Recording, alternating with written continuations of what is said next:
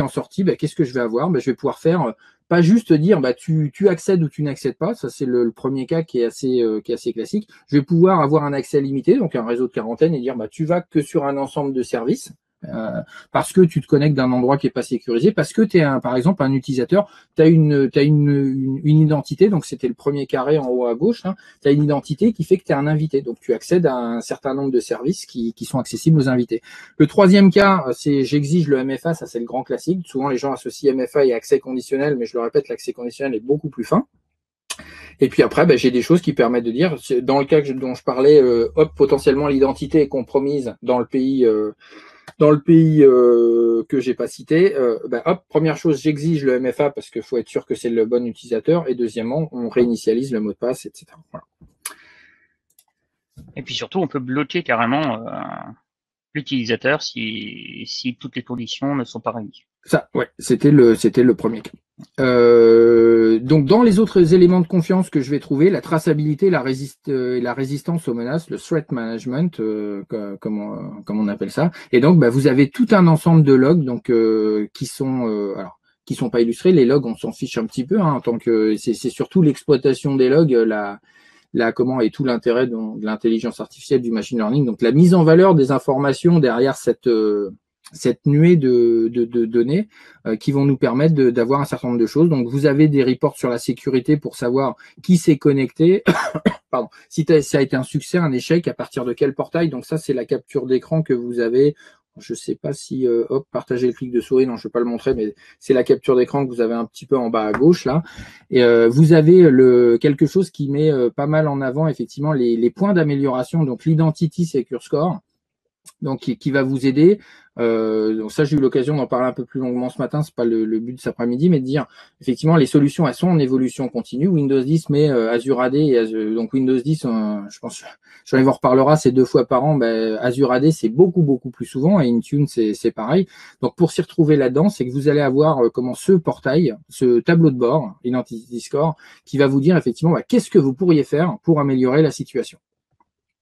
Donc ça vous donne des conseils en termes de, c'est pareil, ça va être classifié pour vous dire c'est quelque chose qui améliore beaucoup la sécurité, c'est quelque chose qui a un impact en termes d'implémentation, et c'est quelque chose qui a un impact en termes d'utilisateurs. Et avec toutes ces métriques-là, effectivement, vous savez comment prendre une décision rapide pour mettre en place des éléments qui améliorent la sécurité dans l'entreprise. Donc je suis désolé, on va vite, hein, mais c'est le format qui vaut un petit peu ça. Donc, si on continue pareil sur la traçabilité et la résistance aux menaces, vous avez également la possibilité de retrouver tout un tas d'actions qui vont être malicieuses ou suspectes. Donc, c'est ce que vous allez trouver à droite. Effectivement, des connexions à partir d'adresses IP anonymes. Donc, c'est du tort, ça peut, en règle générale, au niveau de l'entreprise, c'est quand même étonnant que des personnes se connectent à partir de VPN anonymes, etc. Donc, et puis, dans la colonne à droite, vous avez si l'analyse elle est en real time ou si en fait elle est processée un petit peu et est disponible en mode un petit peu plus réactif. Alors, je vais pas tous les faire, mais le deuxième cas, le voyage atypique, moi, typiquement, voilà, c'est la capture d'écran que vous avez. Donc, on peut retrouver dans MySignin, j'en ai parlé un petit peu ce matin, c'est le portail utilisateur où moi, en tant qu'utilisateur, je peux retrouver mes informations de sécurité. Jean-Yves en parlera tout à l'heure, où je positionne mes devices MFA. Et moi, je peux voir à partir de quel endroit je me suis connecté. Et puis là, on dit, tiens, c'est bizarre, moi, je suis censé m'être connecté à partir de Bratislava. Donc, le système l'a clairement détecté comme une activité inhabituelle. Donc, soit effectivement au niveau d'admin, on aurait pu directement bloquer la connexion, soit moi en tant que utilisateur, je suis averti, on me dit est-ce que c'est une connexion licite ou pas, et c'est moi qui décide de la réaction derrière. Donc vous en avez tout un tas. L'impossible travel, c'est donc l'avant-dernier, c'est le fait de dire en 24 heures, j'ai 3 connexions d'Hervé Thibault, une à Sydney, une à Paris et une à Seattle. C'est quand même compliqué. Dans ce sens-là, ça se fait. Dans l'autre sens, c'est un peu plus, c'est carrément impossible. Voilà tout ce que permet de vous remonter l'intelligence d'Azure AD. Donc, un sujet, c'est aussi la gestion des identités à privilèges. Donc, forcément, hein, l'identité à privilège, c'est ce vont cibler les hackers en priorité, puisque c'est ce qui leur permettra d'avoir un périmètre maximal pour leurs attaques. Donc, pour ça, ils utiliseront tout un tas de mécanismes de rebond. Donc, c'est l'objet de. Voilà. Si vous voulez en savoir plus, il y a la session après nous, enfin dans une autre salle, mais de Sylvain et Mathieu qui décortiqueront toutes ces attaques, et Dieu sait qu'ils ont du taf Voilà. en 45 minutes pour décrire ça. Tout à fait. Et nous, on expliquera comment se protéger de ces attaques d'ailleurs juste après. Tout à fait. Donc le PIM, voilà, donc Privilege Identity Management, c'est dire je vais être administrateur donc que sur un temps donné, donc on a une limite temporelle, c'est le Just-in-Time Administration, et que sur un périmètre donné, donc un périmètre d'utilisateur, un périmètre d'application, etc. Donc c'est ce qu'on appelle le Just Enough Administration. Voilà.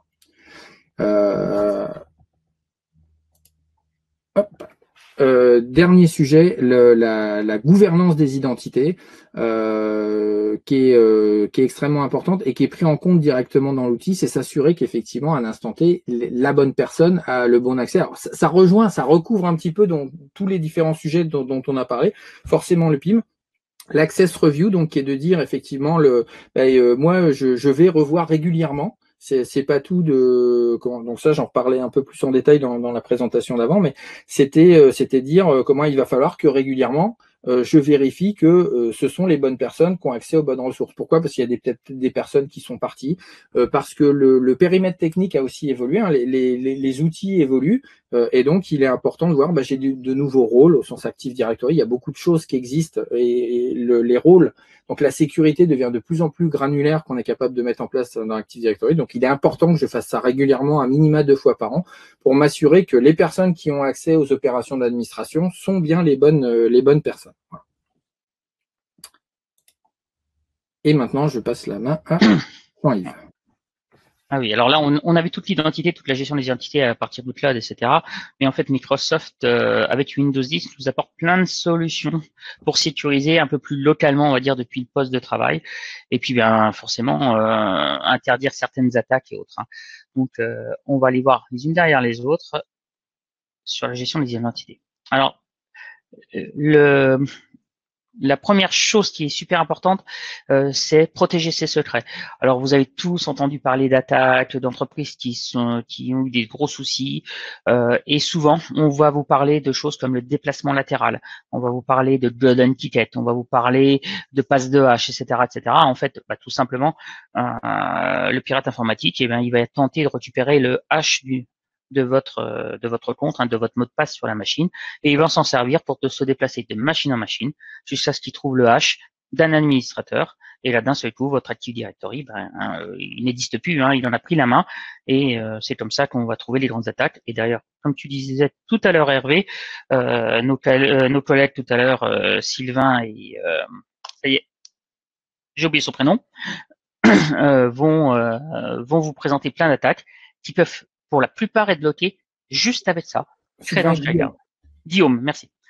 Donc, en fait, Credential Guard, c'est un utilitaire, enfin, c'est un utilitaire. C'est une fonctionnalité de Windows 10 Entreprise très simple à mettre en place, hein, puisque en fait, c'est soit une GPO, soit une politique de sécurité poussée par Intune, qui va en fait vous permettre de virtualiser en fait tous les secrets. Et en fait, ce hash, il sera intégré à l'intérieur d'une genre de VM, et seuls les logiciels à privilège pourront y accéder.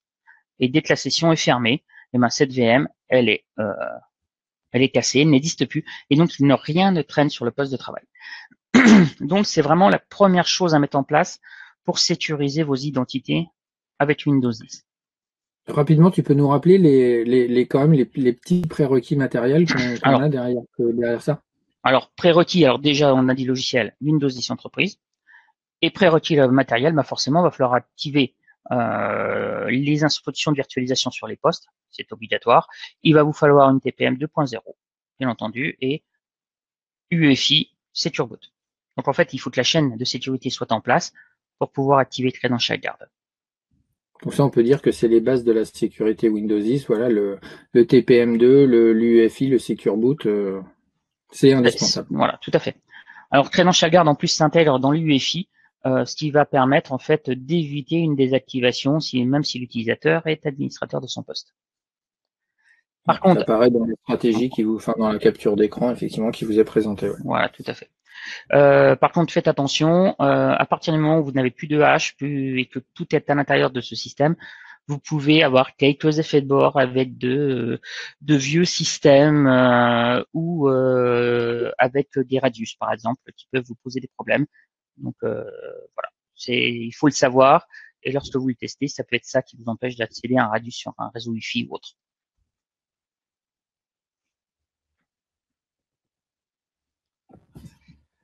Et quand j'ai protégé mes secrets, moi je vais me protéger aussi. Alors je sais pas si vous avez tous eu droit à ça. Hein, vous voyez, les petits croissants café, ça m'est déjà arrivé de les importer au bureau parce que lamentablement, on m'a appelé. Je suis sorti de mon bureau et j'ai laissé ma session ouverte. Et là, c'est généralement la galère. Quelqu'un s'amuse à passer, envoie un mail à tous vos collègues pour les inviter le lendemain au café croissant. T'as jamais fait ça? J'aurais jamais fait ce coup-là, moi. Ouais, jamais. Hein. Et ben moi, c'est le genre de choses que je ne supporte pas. Et donc, comme je ne supporte pas ça, j'utilise un système qui est intégré à Windows 10 et que vous pouvez tous activer très simplement ou que vous pouvez faire activer tout simplement grâce à votre appareil, votre téléphone ou n'importe quel appareil Bluetooth. Vous pouvez en fait avoir un verrouillage dynamique. C'est-à-dire que dès que je suis hors de portée de Bluetooth de votre poste de travail, la session s'auto-verrouille. C'est extrêmement pratique. Alors, on a plein de solutions pour réduire cette portée et autres. Alors, généralement, on utilise le téléphone. Hein. Il est rare que vous sortiez de votre bureau sans votre téléphone sur vous. Ou une montre connectée, voilà, ça peut être. Ou une montre connectée, c'est des choses qui sont extrêmement pratiques. Et faciles à mettre en place. Et qui servent aussi à la maison. Oui. Dans le cas du télétravail, voilà, ça évite que quand on s'absente prendre le café, qu'il y ait les enfants, enfin je parle pour ceux qui je pense que ça parlera à certains qui ont des enfants et dans le cadre du télétravail. Hein. Parce que là, effectivement, on est moins prudent à verrouiller sa session, parce qu'a priori il y a moins de risques, mais on peut être parfois surpris du degré de curiosité de nos chers bambins, pour être politiquement correct. Oui, tu crois qu'ils sont curieux? Oh, non. Pas les miens.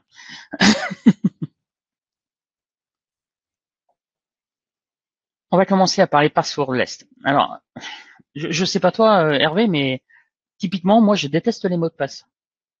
C'est toujours long à saisir. Je m'en rappelle jamais. Finalement, à une époque, je me rappelle même, tu sais, on les notait sous le clavier, tu te rappelles? Donc voilà, c'est une catastrophe le mot de passe. Hein.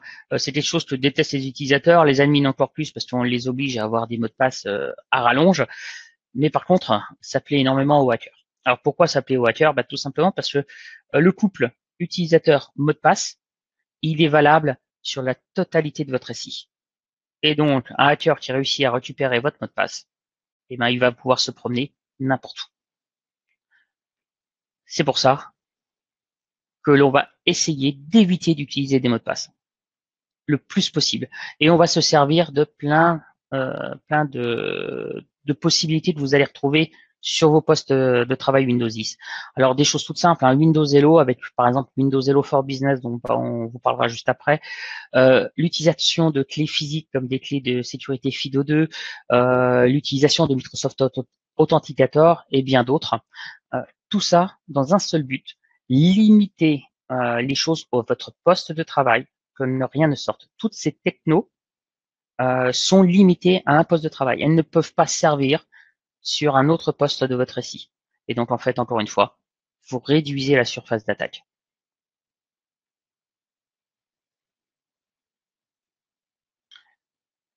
Si on parle de la première brique, qui est Windows Hello for Business, alors vous avez le Windows Hello que vous pouvez utiliser à la maison, et dans les entreprises, on va plutôt utiliser Windows Hello for Business. Alors Windows Hello for Business a la particularité de ne plus se servir d'échange du couple mot de passe utilisateur sur les réseaux, mais bien d'un échange de certificats. Donc on ne travaille plus du tout avec ce couple. Particularité aussi, c'est que si on fait un échange de certificats, il va falloir, si vous êtes avec des Active Directory et autres, avoir des serveurs qui soient compatibles. Donc à partir de Windows Server 2016, je vous le précise, en dessous c'est à vous de gérer les certificats. Ou bien avec le cloud, c'est simple, c'est un bouton à appuyer, c'est C'est génial dans Intune, hein, vous faites activer Windows Hello for Business sur vos machines. Windows Hello for Business, ça vous permet d'avoir un code PIN à la base et d'aller beaucoup plus loin, puisqu'on peut rajouter de la biométrie, reconnaissance faciale, empreinte digitale, et puis tout ce que vous allez pouvoir avoir autour. Petite précision, encore une fois, sur ce sujet-là, Windows Hello for Business s'appuie sur votre puce TPM. Tout est enregistré à l'intérieur de votre puce TPM. Et comment dire, et c'est limité uniquement à votre machine. C'est-à-dire que le code PIN ou la biométrie ou tout ce que vous allez utiliser dans Windows Hello for Business ne peut être utilisé que sur une seule machine et pas sur une autre machine de votre organisation. Jean-Yves, Oui. j'en profite pour te poser en live, hein, Ouais. comme ça passe. Vas-y. Que devient le mot de passe initial à l'activation de Windows Hello? Faut-il le modifier suite à l'activation de Windows Hello? Eh ben non, parce qu'en fait, on n'utilise pas le mot de passe. On peut aller juste à jamais. Alors on le verra juste après, hein, mais sur une installation de Windows 10 via le cloud par exemple, via l'autopilote, on peut aller jusqu'à ne jamais saisir un mot de passe. Donc en fait, on ne s'en sert jamais de votre mot de passe, puisqu'on va utiliser Authenticator, on va se servir de plein de choses derrière. Ça ne veut pas dire qu'il n'existe pas, mais effectivement, il ne nous Tout à sert fait. pas et donc il n'est pas exposé. Et c'est pour ça que généralement, dans ces cas-là, le mot de passe, en fait, n'expire plus. On ne se sert plus de mot de passe qui expire, puisque finalement, l'utilisateur ne s'en sert jamais.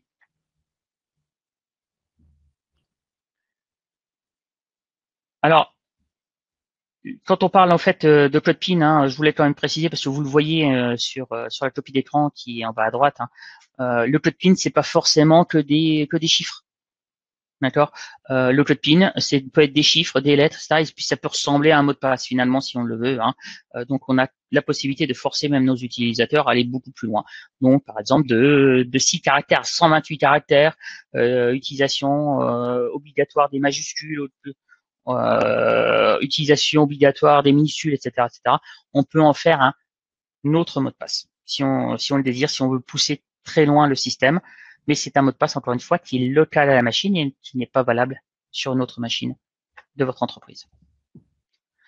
Alors, la grande utilité, et souvent c'est l'exemple qu'on prend, hein, je suis dans le métro, j'ai mon ordinateur sur les genoux et je vais me connecter à ma machine, je vais taper mon code PIN. Ben, c'est pas bien grave si quelqu'un vient de voir le code PIN par-dessus mon épaule, parce qu'il va devoir prendre mon ordinateur, en plus d'avoir lu mon code PIN. Il ne va pas pouvoir s'en servir en volant un autre ordinateur et autres. Et si en plus on rajoute du MFA, on est capable d'augmenter code PIN plus reconnaissance faciale, etc. On peut multiplier les demandes pour Windows Hello. Oui, parce que le code PIN reste associé au device. Donc si j'ai plusieurs devices, eh ben, je dois avoir plusieurs codes PIN, ou bien c'est à moi de gérer. Si je veux utiliser le même code PIN, je pourrais le faire, mais voilà, par défaut, je pourrais mettre un code PIN différent sur chaque device. Par le cloud, je précise, vous êtes capable aussi de réinitialiser ces codes PIN et demander à ce qu'ils soient changés, ou leur donner une date d'expiration, dire que tous les étrangers, les gens sont obligés de les changer. alors, il y a une question, effectivement, l'objectif du PIN n'est-il pas d'avoir un authentifiant plus simple en termes de complexité? Donc, je me permets de répondre. Évidemment, mais il faut l'associer au contexte. C'est pareil, si on prend le smartphone dans le métro, voilà, bon, dans le métro, si on vous vole le téléphone et qu'on a le code PIN et que vous avez un code à 4 caractères et que tout le monde le voit, ok, c'est super simple de se connecter dessus, c'est rapide. Même quand on a 6 caractères, je pense que n'importe qui peut retenir 6 caractères. C'est pas forcément super sécurisant en termes de sécurité, d'où le fait d'utiliser. Alors on est souvent, enfin, la biomé, enfin la solution de sécurité, quelle que soit, ça soit de l'iOS ou l'Android, passe par la mise en œuvre d'un code PIN avant d'utiliser la biométrie. Mais on va utiliser effectivement soit le Face ID, soit le Touch ID, enfin de la reconnaissance faciale ou de la reconnaissance d'empreinte, parce que contextuellement, c'est plus sécurisé. C'est même pas une histoire de sécurité, enfin au sens de protocole ou de quoi que ce soit, mais dans le contexte, effectivement, personne vous voit faire le code PIN. Donc chez soi, ça peut être pratique d'avoir un code PIN court, mais effectivement en customer facing, face à du monde, il vaut mieux être sur une autre méthode. Et comme je disais, vous pouvez les mélanger, c'est-à-dire dire un code PIN simple plus un élément de biométrie par exemple, ou plus une clé FIDO. Qui fait bien la transition. Et on arrive aux clés FIDO. Donc toute la partie clé FIDO 2, hein, donc c'est un standard. Alors vous voyez, on vous en a affiché quelques-unes sur place. Et ben vous pouvez de la même manière ouvrir votre session avec ces clés FIDO. Alors bien sûr, ces clés vous permettent aussi de faire d'autres choses, hein, que ce soit pour des sites web, pour que ça soit plein d'autres possibilités. Ouvrir un mobile aussi, hein, puisque vous en avez qui sont NFC. Donc, il y a plein de solutions et aujourd'hui maintenant, ces clés FIDO peuvent être intégrées dans Azure et de la même manière faire de l'ouverture de vos Windows 10 pour vos comptes Azure. Ben là, l'exemple qu'on prend, enfin typiquement donc les clés Yubico, vous avez effectivement alors celle qui est au milieu, enfin si on en a quatre là, donc la troisième qui est une clé NFC, donc comme disait Jean-Yves, hein, permet de l'utiliser sur un mobile, parce que quasiment tous les mobiles, je pense, ont du NFC maintenant. Que vous allez pouvoir, comme il y a des protocoles type WebOTN, effectivement, c'est pas juste réservé à l'ouverture de session, mais pour fournir des credentials pour accéder à un site web. Et puis vous avez là c'est courant année prochaine, si je me trompe pas, Yubico, la partie où vous allez pouvoir l'associer à un autre facteur, un troisième, par exemple, facteur de forme, qui est l'authentification biométrique. C'est-à-dire qu'en un seul geste, en mettant la clé dans le port USB, je vais pouvoir avoir l'authentification forte donc de la clé avec au moins déjà deux facteurs de forme, plus l'identification biométrique qui m'en apporte un troisième. Donc c'est un geste simple qui permet de renforcer énormément le fait de s'assurer que, donc c'est Q1 2021, précise Yannick, que voilà, vous renforcez, vous vous assurez quasiment à coup sûr que c'est la bonne personne qui accède au device. Donc ça nous permet d'avoir un facteur supplémentaire et encore une fois de ne plus utiliser les mots de passe et de pouvoir révoquer assez facilement ces clés en cas de perte et autres.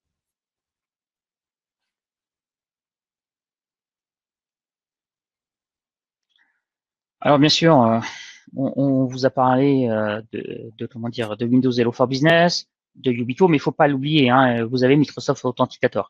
Et c'est une des bases importantes dans le passwordless, puisque c'est ce qui va vous permettre en fait encore moins de saisir vos messages, vos mots de passe. Typiquement, je vous en parlais dans Autopilot et on le reverra juste après. Authenticator va vous permettre ce genre de choses.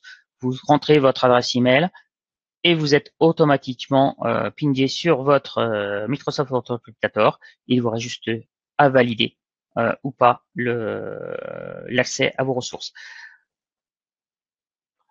De la même manière, Authenticator, attention, ça fonctionne pas qu'avec Microsoft, hein, ça fonctionne avec énormément d'autres solutions, sites web et autres. On peut parler de Facebook, on peut parler de Twitter, on peut parler de plein de choses comme ça qui fonctionnent aussi avec Microsoft Authenticator. Ouais, et c'est pour insister sur ce sujet-là, vous verrez, il y a pourquoi la capture d'écran elle est des différentes couleurs, c'est parce que ça a été fait à partir d'un Samsung qui est protégé par une couche particulière qui s'appelle Knox. Et effectivement, quand je veux faire la capture, vous connaissez peut-être l'outil Lien pour Windows, hein, qui maintenant, avec les dernières versions de Windows, permet de visualiser ce qui se passe sur Android, d'avoir son appel, de prendre l'appel ou de le transférer, de le basculer entre PC, enfin ce qu'on connaît de l'écosystème iOS, donc entre un Mac et un iPhone, on l'a également entre un Samsung et Windows 10. Et donc quand j'ai voulu faire la capture d'écran, il m'a dit non garçon, il y a des stratégies qui t'empêchent de faire, et donc j'ai fait la capture à partir de la webcam de ma surface. Et donc, vous voyez, le fait est que pour faire, donc j'en parlais rapidement, le MFA, c'est plus ce matin où j'ai abordé ce sujet-là, mais c'est un sujet qui nécessite forcément de la conduite du changement, parce que ça change l'habitude de certains utilisateurs, même si on peut enregistrer et lui dire, on va pas forcément, si on considère que c'est un device de confiance ou que tu es dans le réseau d'entreprise, donc au travers de l'accès conditionnel, par exemple, on te le demandera pas ou on te le demandera moins souvent, etc. La conduite du changement est toujours compliquée. Et une façon de le faire aussi accepter par les collaborateurs, leur dire il y a votre vie d'entreprise, mais il y a votre vie personnelle, et c'est super indispensable de le faire pour vos comptes Facebook, vos comptes Google. Enfin, j'en ai plein. J'ai du Amazon, il y a du eBay, il y a de l'OVH. Enfin, il y a tout ce qui peut être dedans. Et si vous voulez vraiment aller effectivement jusqu'au passwordless, bah, vous choisissez sur une identité particulière qui est, bon, là j'ai pris Modern Identity, bah, vous activez la connexion par téléphone et vous pouvez complètement effectivement oublier le mot de passe et valider votre connexion sur votre téléphone directement, comme on le fait un petit peu quand on valide une transaction bancaire. Et j'aurais tendance à dire quand vous avez un nouvel utilisateur, un nouveau collaborateur qui arrive dans votre entreprise, c'est la première chose à faire. Avant même de lui donner son ordinateur, avant même de faire quoi que ce soit, dès que vous lui a son identité, il faut qu'il active Microsoft Authenticator et donc le MFA qui va derrière. Et c'est important parce que après, quand vous allez lui donner son ordinateur et si vous utilisez les nouvelles solutions modernes, hein, typiquement Autopilote, et ben qu'est-ce qui va se passer? Et ben à aucun moment l'utilisateur n'utilisera son mot de passe. L'ordinateur, qu'est-ce qu'il va faire? Il va démarrer, il va se relier au cloud. L'utilisateur va entrer son adresse email et à la place de demander un mot de passe, et ben immédiatement, c'est Authenticator qui va se mettre en route et il va valider depuis son téléphone. Donc même là, même lors de la première installation du poste, on ne rentre pas de mot de passe. Donc, et important, on n'a pas eu à communiquer le mot de passe. Ce que je te laisserai rappeler, peut-être, c'est peut-être pas clair pour tout le monde ce que fait Autopilote, mais il est voilà, quand on a des utilisateurs distants, bah, communiquer le mot de passe, c'est toujours quand on vous demande, je sais pas, moi j'ai eu récemment le cas à la banque qui me demande de fournir un certain nombre de pièces. Alors, bah ok, la carte d'identité, enfin des grands classiques, hein, photocopie de la carte d'identité, des choses comme ça. Et attends, t'as un canal sécurisé pour que je t'envoie ça, parce que je vais pas t'envoyer ça par mail. C'est pas que j'ai pas confiance dans toi, l'utilisation que tu vas en faire, mais voilà, c'est après ça transite dans un mail. J'aurais beau supprimer le mail, enfin voilà, des choses comme ça. Donc il est super important effectivement dans ces scénarios-là de sécuriser l'envoi de l'identifiant de connexion. Et je te laisse peut-être un peu expliquer où est la partie autopilote. Oui, oui. Bah, Autopilote, pour ceux qui ne connaissent pas, c'est assez simple, hein. On prend un PC sorti du carton, hein, qui vient directement de chez votre fournisseur. Il a été préenregistré à l'intérieur d'Intune, hein, et quand l'utilisateur va le démarrer, il va savoir qu'il est intégré, qu'il appartient à votre organisation et il va être configuré via le cloud directement, c'est-à-dire on le reformate pas, on descend toutes les stratégies de sécurité. Et dans Autopilote, la première action qu'on va demander pour savoir si on est bien avec la bonne personne, hein, c'est à la personne de rentrer son identifiant, donc son adresse email en fait, hein, et normalement son mot de passe. Mais justement, si on a activé le passwordless et Authenticator, pas de mot de passe, juste une validation à partir de votre téléphone.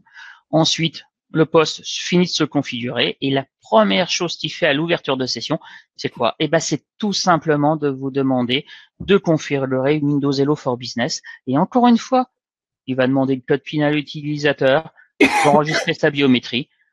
La session va s'ouvrir et vous voyez que du début à la fin, en aucun cas on lui a demandé son mot de passe. Et donc, comme vous avez activé Credential Guard dans la foulée, bah, c'est fini. Vous avez sécurisé votre chaîne d'identité du début à la fin avec Windows 10. Donc ça, c'est pas mal d'utilité, hein. Le premier gros avantage Autopilote, c'est comme disait Jean-Yves, le device, il est tagué, c'est ce qu'on connaît, le mécanisme s'appelle DEP, hein, sur Apple.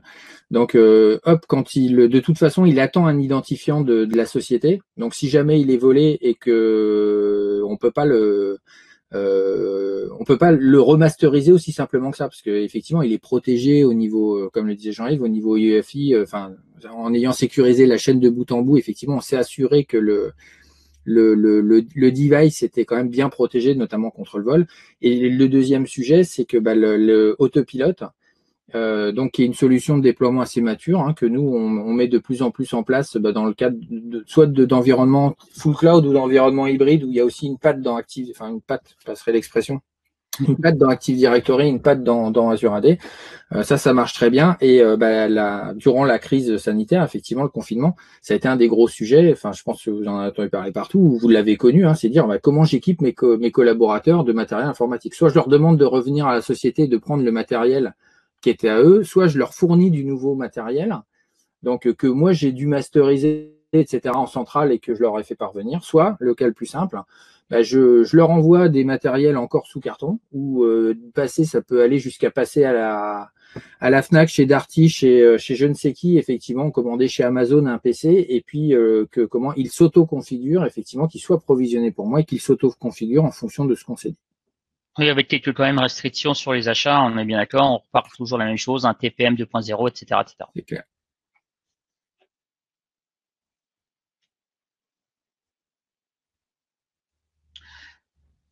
Et donc là, on vous a recensé un petit peu tous les liens, comme ça vous permettra de retrouver un peu tout ce qu'on vous a expliqué, hein, aussi bien sur Windows Hello for Business, toute la partie, pardon, excusez-moi, Microsoft Authenticator, les parties FIDO2, etc. Donc vous aurez comme ça la possibilité d'aller encore plus loin que ce qu'on vient de vous expliquer un peu rapidement, parce que forcément on n'a pas beaucoup de temps. Je te laisse reprendre la conclusion, Hervé. Tout à fait. En conclusion, donc pour résumer effectivement les deux aspects, c'est qu'il faut voir que le Windows 10, il y a un certain nombre de fonctionnalités sur lesquelles on repassera super rapidement, mais Azure Active Directory, il faut le voir comme vraiment un ticket gagnant. L'un ne va pas sans l'autre, les deux sont faits pour travailler ensemble. Hein. Windows 10, c'était pas forcément l'objet là de la présentation, mais effectivement Windows 10, vous l'intégrez, il peut comme on a intégré un OS dans AD, ben on peut l'intégrer dans Azure AD ou avoir le mode hybride dont je parlais tout à l'heure et dire effectivement mon poste est inscrit dans les deux, comme mon compte existe à deux endroits, enfin avec la réplication, je ne vais pas rentrer dans les détails, mais ben le poste effectivement est inscrit dans les deux endroits. Il peut être managé, je sais pas, avec du MEMCM on-prem et puis avec du Intune comment dans le cloud et mettre en place du co-management. Ça, c'est la grande spécialité de Jean-Yves.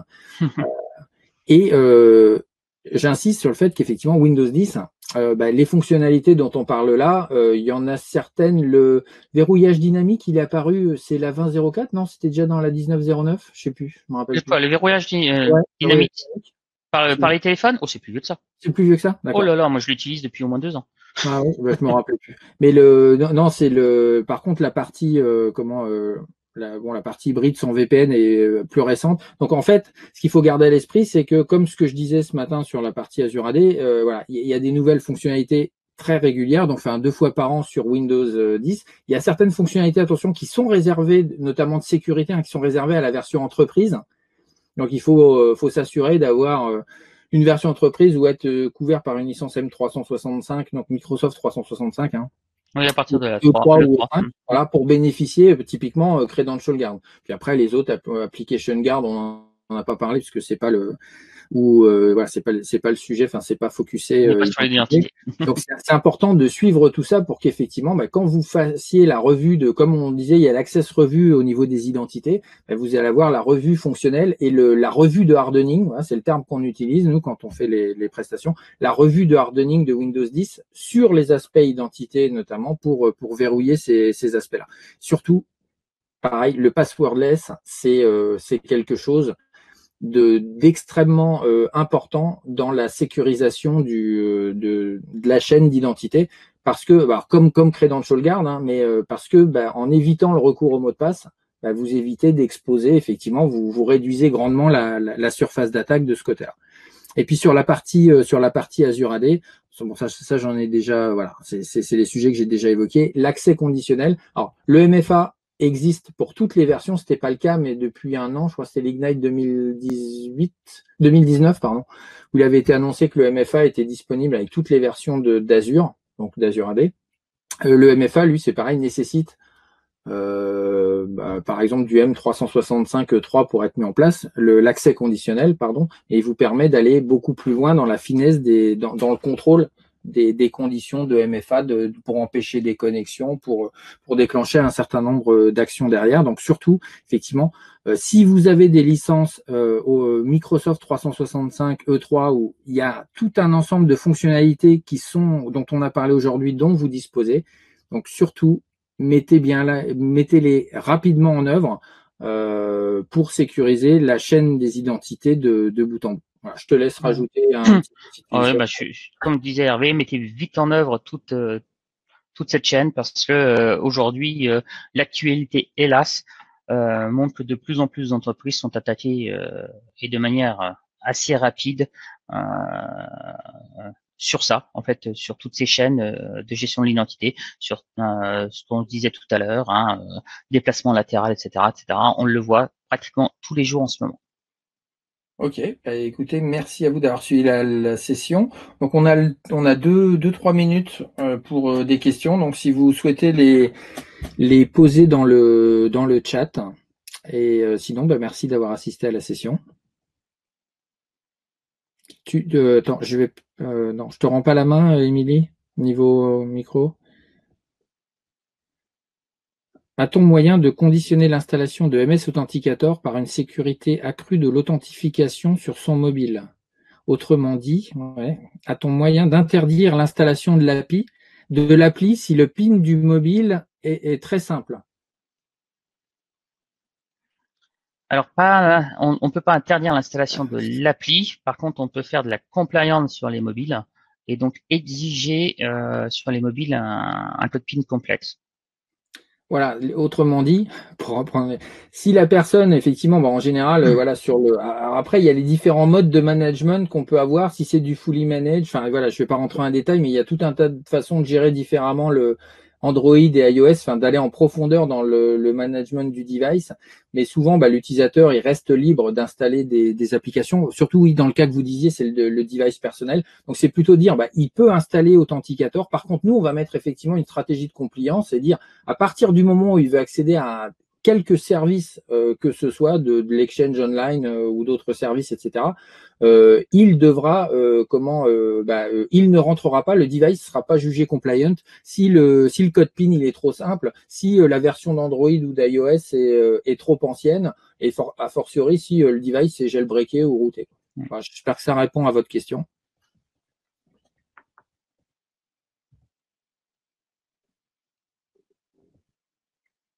Ok, je pense que de toute façon, on a atteint l'heure. Ouais, j'ai l'impression qu'Emilie nous dit go. Donc, voilà, la presse sera accessible, bien évidemment, avec l'enregistrement. Et puis, merci à tout le monde. Je sais pas si, Émilie, tu veux que je te repasse la main. Voilà, donc je te repasse la main. Je te donne mon micro.